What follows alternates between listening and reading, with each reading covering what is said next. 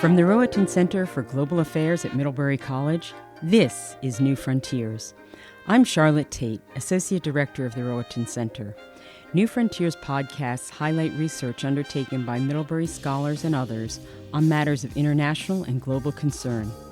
Everything is fair game, from big tech, environmental conservation, and global security, to religion, culture, and changing work patterns.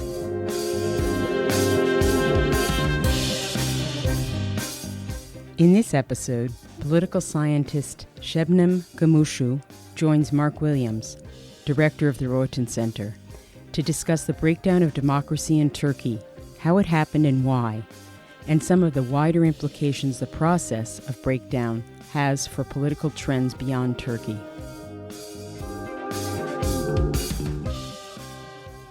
Sebnem Gumuscu is an assistant professor of political science and a faculty fellow at the Rohatyn Center for Global Affairs here at Middlebury College. In her capacity as a faculty fellow, Professor Gumuscu co-directs the Rohatyn Center's program on global trends in autocracy and democracy, which is supported by the Cangiano family in memory of Leon M. Cangiano, Jr., class of 1963.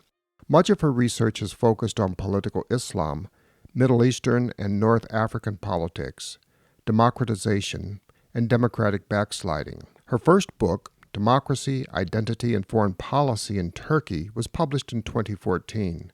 Her second book, which is forthcoming from Cambridge University Press, is titled Democracy or Authoritarianism, Islamist Governments in Turkey, Egypt, and Tunisia. Today, I'm delighted Sebnem's agreed to stop by to discuss a topic that's related to this larger book project. It's a recent article that appeared in the journal Party Politics.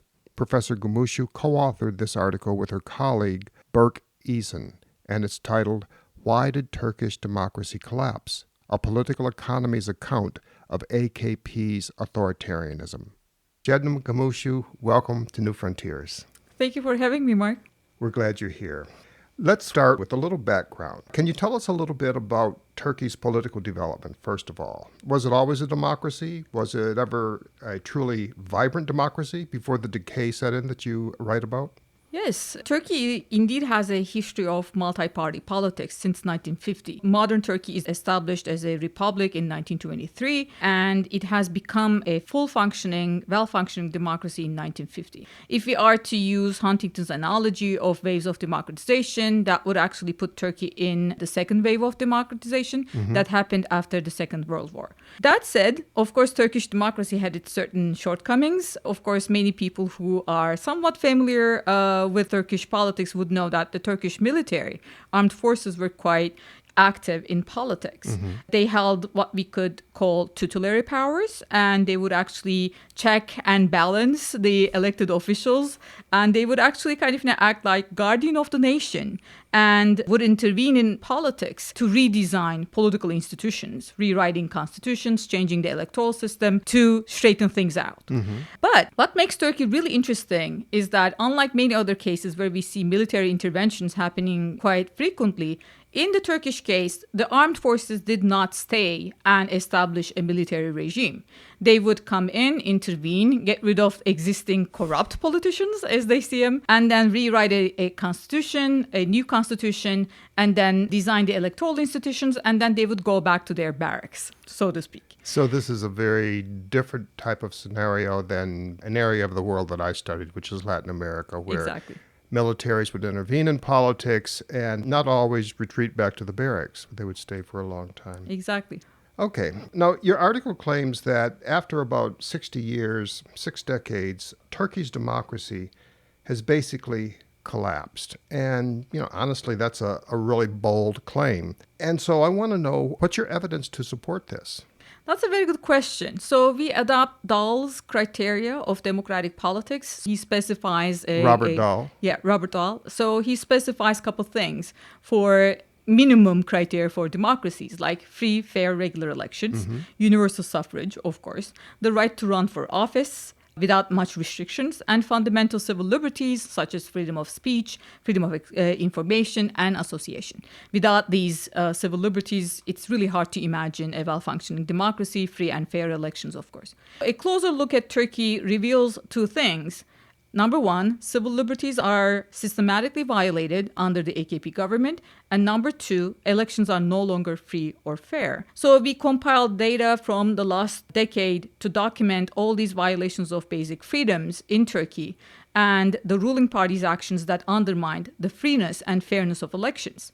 Unlike Turkish democracy and how it functioned before AKP's rise to power in 2002, we actually see elections are no longer free or fair in the country, and free speech is very much systematically undermined, and also the media, Turkish media, is very much under the control of the government. So what you're saying is that you see violations of two of the basic foundations of democracy that Robert Dahl has spoken of in his work, and you see that happening under Turkey's ruling Justice and Development Party, the AKP. Now, another question. Doesn't this conclusion about the collapse of Turkish democracy, doesn't this actually fly in the face of what we see happening on the ground, so to speak, in Turkey? Isn't the president still an elected official? Isn't parliament still in session? Are we really talking about a collapse of democracy, or are we talking more about perhaps a backsliding? That is a really great question, and many people are actually puzzled by this particular observation. You have elections, quite regular elections, and you have a president that is elected in a free and fair election, at least in 2002. That's how they came to power. And we have a parliament that is pretty much in session. They're not actually canceled. And the Constitution is still there, right? And the Constitution actually guarantees civil liberties and freedoms and democratic rights. All of this on paper looks quite democratic. But when it comes to the reality of democratic politics, we actually see over the past maybe 10 to 15 years, there has been very incremental, gradual change in all of these institutions. And mostly, yes, elections are still there, they're regular, but as I said, they're not free or fair. So we have freedom of media and freedom of the press guaranteed in the Constitution. But in reality, the AKP actually controls about 90% of both public and private media. That's huge, right? 90%. Exactly. Oh, so, I mean, goodness. that's a rough estimate. But when you think about news coverage, you actually see, for example, President Erdogan having a public ceremony or some kind of speech for some reason, and all TV stations actually tune in and they cover his speech. And you don't have any other kind of news coverage for that, except for maybe one or two network stations. And they're very kind of small, not very well funded network stations, very much marginalized. You can imagine 90% of Turkish media is very much pro-government, and they're also resorting to black propaganda almost and fake news quite frequently to show that the opposition is a terrible option and the people should not ever actually even imagine or consider voting for them. So there is a huge unevenness, especially in the media landscape. So the opposition does not have a fair chance at winning the game, despite the fact that we have regular elections. So despite the fact that on paper, it looks like a democracy, and it has the trappings and trimmings of a democracy. In practice, it functions in ways that are patently anti-democratic. Absolutely. Yes. Okay.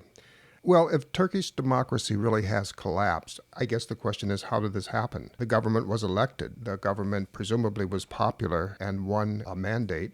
So what transpired to bring this about? Well, it's a long process and it will take a long time to unpack. But of course, as you said, everything started with an election. And this is actually a quality or character of the most recent backsliding wave that we observe in multiple countries, like in India, in Hungary, in Poland, even in the United States.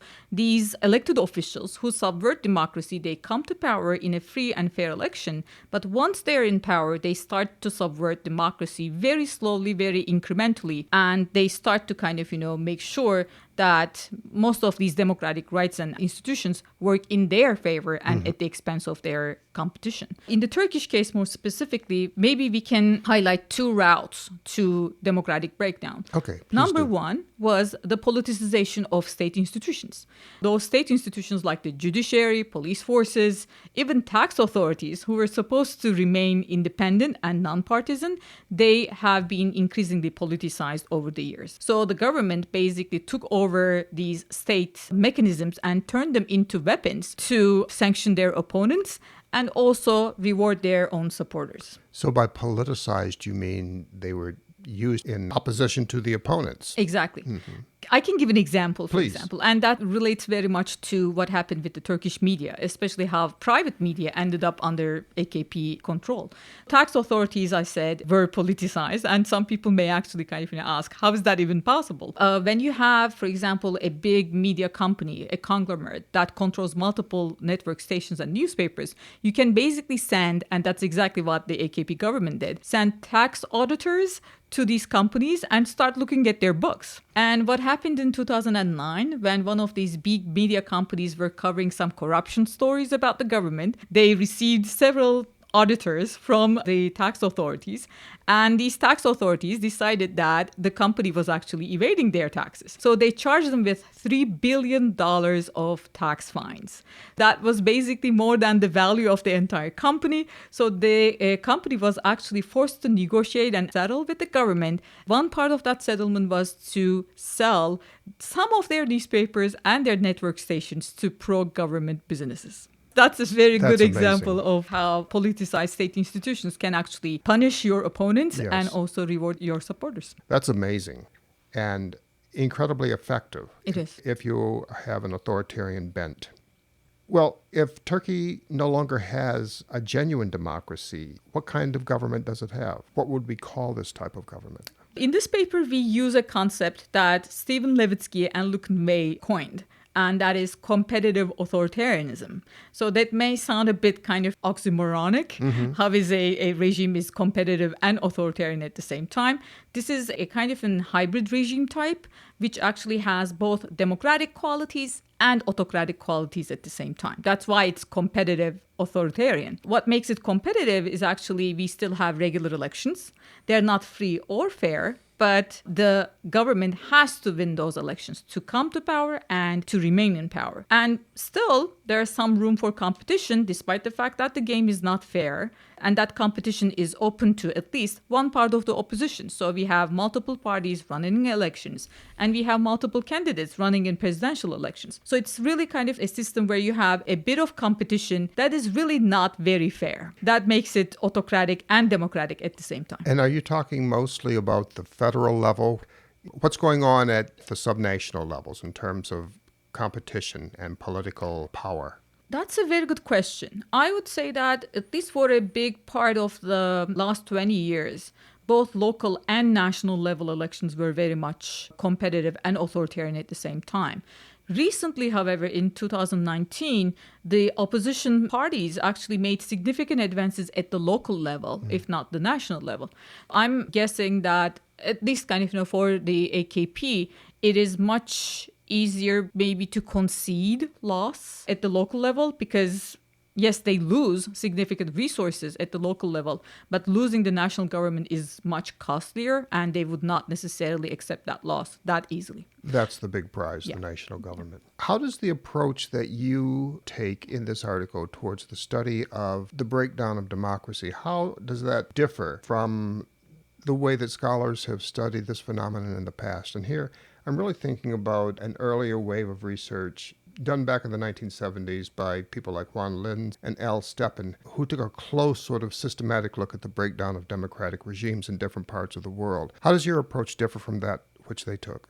We spent some time thinking about existing scholarship on democratic breakdown and backsliding. And if I do not misremember this, Linz and Stepan put maybe more emphasis on political leadership rather than what we do here in terms of coalition building. So we agree that political leadership matters greatly, and leaders play an important role in undermining and subverting democracy. But when it comes to broader support for those leaders, actor-centric approaches do not necessarily explain the entire picture. Here, we're kind of trying to bring in the society as well into the equation, because it's not just about elected leaders, but also their supporters. And so what do you call the approach that you utilize? We call this a coalitional approach. We look at electoral coalitions and political coalitions that these leaders build.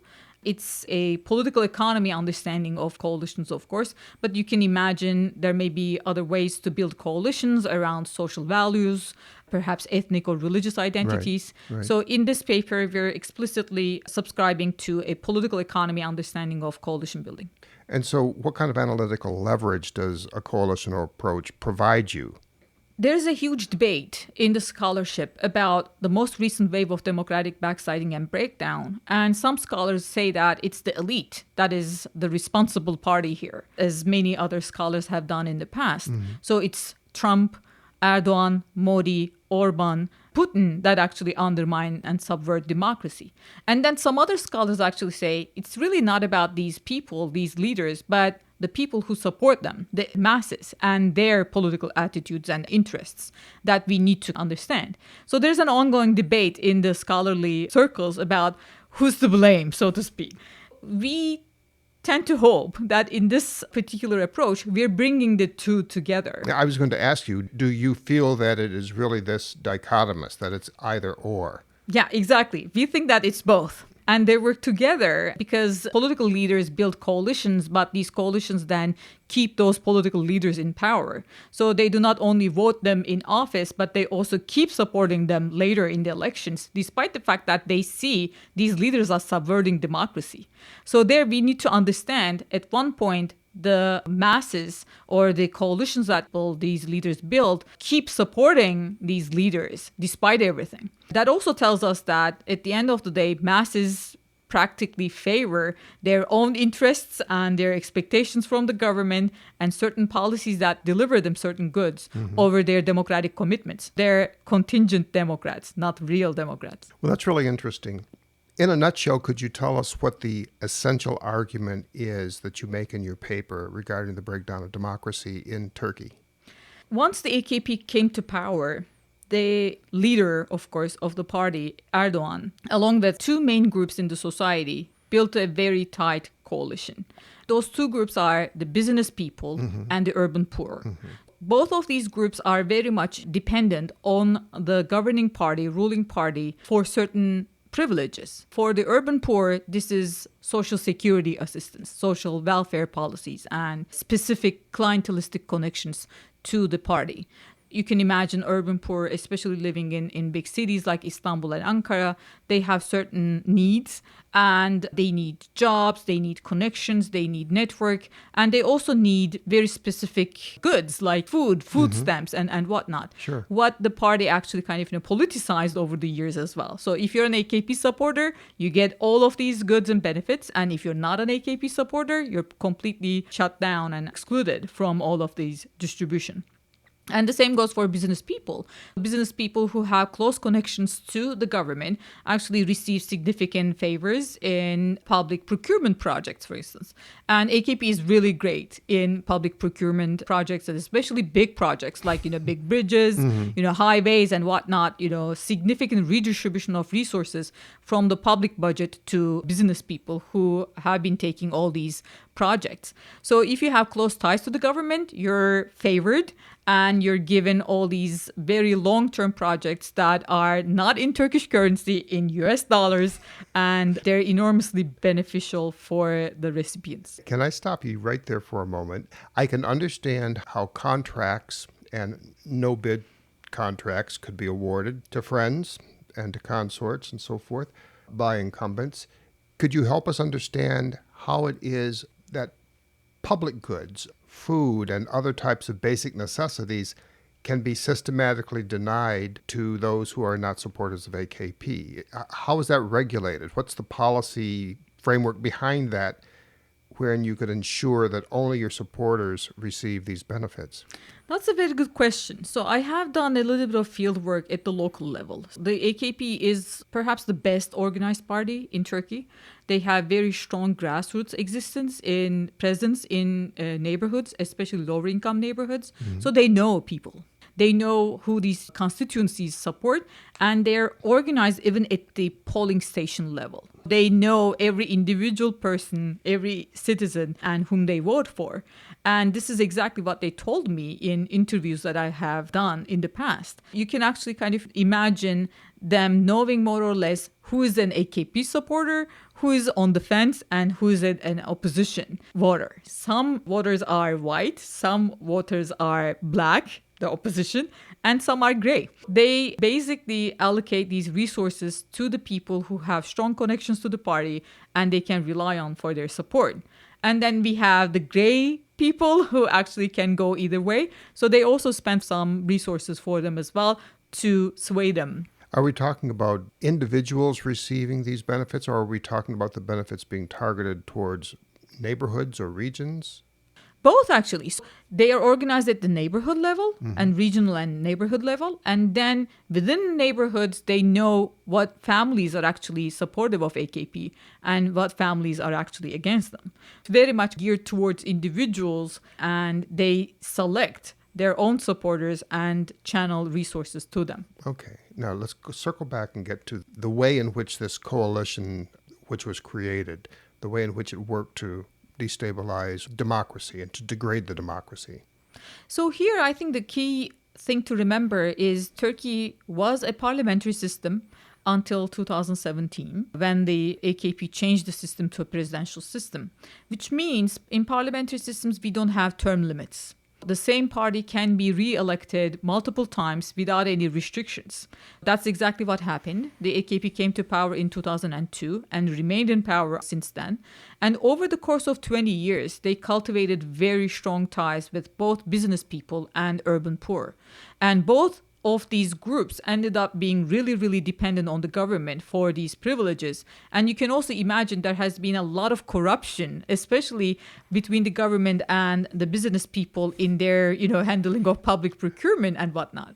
When you think about a very long-lasting relationship for 20 years, you can also imagine how much benefits have been accumulated by these different groups and how much corruption they're involved in, right? So deep corruption we're talking about. That means the cost of losing power now for the urban poor, for business people, and the party itself has increased substantially. If they lose power, it's very likely that they will be brought before courts because they have engaged in so much corruption. And many of the dealings that they had with the government were basically kind of extra legal. Urban poor has not been involved in corruption, perhaps, but they are definitely at the receiving end of significant redistribution. Right. So they fear that if government changes hands, then the new government will not give them these select benefits and privileges that they have been receiving from the AKP. All of these different components, different parts of the coalition have a lot to fear. They fear losing power to the opposition, who actually sounds quite maybe radical in their desire to bring some of these connections to the court and cutting those ties between the business people and the government, and perhaps even revising the entire clientelistic network that the AKP built over the years. So all of these actors have a lot to lose. If they lose power, they will be losing a lot. So the incumbents then have a strong incentive to really repress opposition and to preclude agency on the part of opponents. And the clients, the businesses and the urban masses, have strong incentive to continue to support the incumbents as well as to tolerate the repression. Exactly. What about other cases of democratic breakdown? Let's think about the argument you're making here in Turkey. Does it have legs? Can it travel to other cases and help explain what we might see in countries beyond Turkey? Absolutely. As you've just beautifully summarized, the mechanism is very much clear and can easily travel to other cases. And that mechanism is about those people who are in power, they fear losing that power, and they have incentives to cheat. And they also have incentives to support an actor that actually subverts democracy. If you have similar coalitions elsewhere in the world that represent some of these actors in the society as well as among the political elite, they can actually be okay by cheating, and they may have incentives to support those who cheat. That will be actually end of democracy in many different parts of the world. So we believe that if not the same structure or same relationship between business people, the ruling party, and urban poor, even if that does not travel to other cases, it is very possible that the causal mechanism itself that starts with fear and then leads to subversion of democracy can very well travel to other cases. That's really interesting, and it's actually very scary for people who look fondly on democracy. I'd like to take the discussion in a slightly different direction, if we could. Given what we've lived through in the United States, particularly since 2016, and given your own expertise on democratic decay, Do you think that Americans should be concerned about the state of their democracy? I think so. Many people, I believe, were relieved with 2020 elections, but there's a but there. If we are to understand why Donald Trump was elected first time around, and despite all of his failures, he received many more votes in 2020 elections, we need to see the coalition there. That there is indeed both a factor or an element in the political elite as well as the society that forms a coalition of sorts who have certain anxieties, who have certain fears about politics. Perhaps they fear, and many scholars like Pippa Norris and Ronald Inglehart in their book Cultural Backlash, or Yasha Monk in his book People versus Democracy, they highlighted these anxieties, especially in the American context. So we can perhaps argue that there is a similar coalition of sorts that have certain anxieties, have certain fears, and they want to remain in power and they cannot tolerate their political rivals any longer.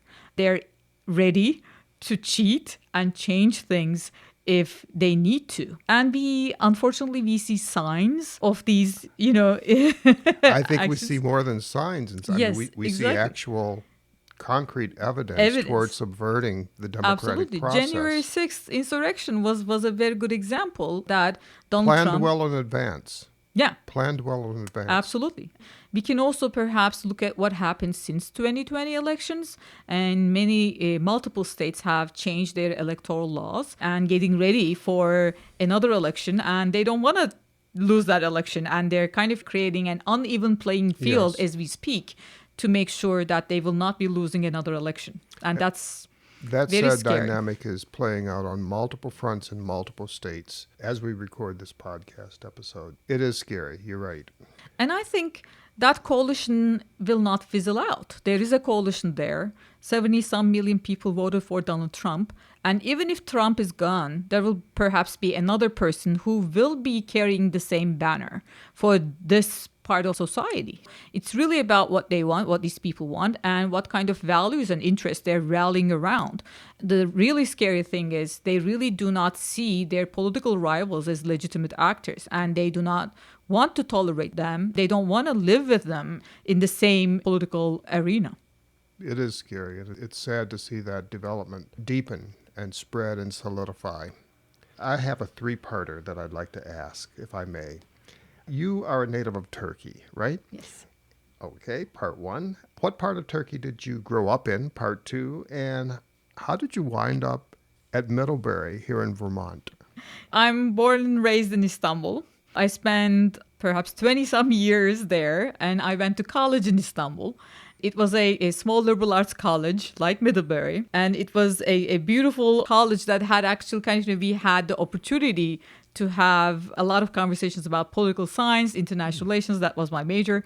And I had a couple American professors there who encouraged me and my friends to study in the United States. Really? Yeah. I was fascinated with political science, and I was not ready to stop studying political science at all when I graduated. So I applied for a Fulbright fellowship. I got it. And then I moved to Virginia to get my master's degree and PhD. That's my encounter with the U.S. for the first time. Interesting. Then the American academia was so vibrant, so fascinating. I wanted to stay here and I wanted to work here. And I went back to Turkey for field work and writing my dissertation. But then in 2013, I was looking for jobs. There was an open position at Middlebury. I applied, got here, and I'm glad I did. Well, we're glad you're here as well, Sebnem, very much so. Again, with a personal question, as a political scientist, how do you keep your objectivity when studying your country of origin? How do you prevent love of country or patriotism, your feelings for home, cloud your analysis of what might be going on politically in Turkey? That's a very good question. And it was hard because I'm a citizen and a researcher at the same time. And I have my normative commitments. I like democracy. I want democracy to flourish in the United States, in Turkey, and everywhere in the world, if it makes sense. But I think I'm good with compartmentalizing. And it also gives me some relief to be able to isolate myself from political developments, like, that concerns me as an individual, as a citizen. Okay, lots happening in Turkey with respect to autocratization, but studying it gives me a little bit of distance and makes it easier for me to in a way understand less it. painful to Exactly, see this? Exactly. It becomes less dreadful and less painful, less emotionally charged. Taking on that kind of analytical lens makes it easier for me to get out of that emotional state and see it as a kind of with a rational lens and make sense of what's going on. I can completely understand what you're talking about. In terms of research, then, what's next for you? The article that we've been discussing was published back in 2020. Are you continuing to do research in this general area, or do you have a new project that's in the works? Well, I'm working on multiple projects currently. I don't want to bore you with Tell us about at least one of them. What can we look forward to reading from you down the line? Well, I'm really excited about one book project that I've been thinking of lately, and I will be starting field work this summer. So it is actually about the decline of the ruling party in Turkey. I know maybe it's too soon to talk about their decline, but I think we're getting closer and closer, especially with the ongoing economic crisis in the country. I'm hoping to write a book on the rise and fall of the AKP. And for that, I will be, again, doing some fieldwork this summer in lower income neighborhoods in Istanbul, talking to lower income families. These would be families who typically would be supporters of AKP. Exactly. I want to ask what changed for them, if anything, over the last couple of years with higher rates of inflation, about 60% as we speak, and and rising unemployment and stagnant economic growth. That particularly hit the lower income families really hard. Wow. Well, I look forward to reading the book and presumably some of the articles that come from this research. Thank you very much for taking time to visit with us today. I've really enjoyed chatting with you. We've been talking about the breakdown of democracy in Turkey with Middlebury College Associate Professor of Political Science, Sebnem Gumuscu. Sebnem, again, thanks so much for visiting us here on New Frontiers. Thank you for having me. Growing up in Istanbul, Professor Sebnem Gumuscu won several high school awards for her short stories and poems. She enjoys cooking and trying new recipes and is always experimenting with sugar-free options. A hobby she picked up over COVID is building miniature rooms and houses from kits similar to a dollhouse. Outside of class, students often see her on her campus walks.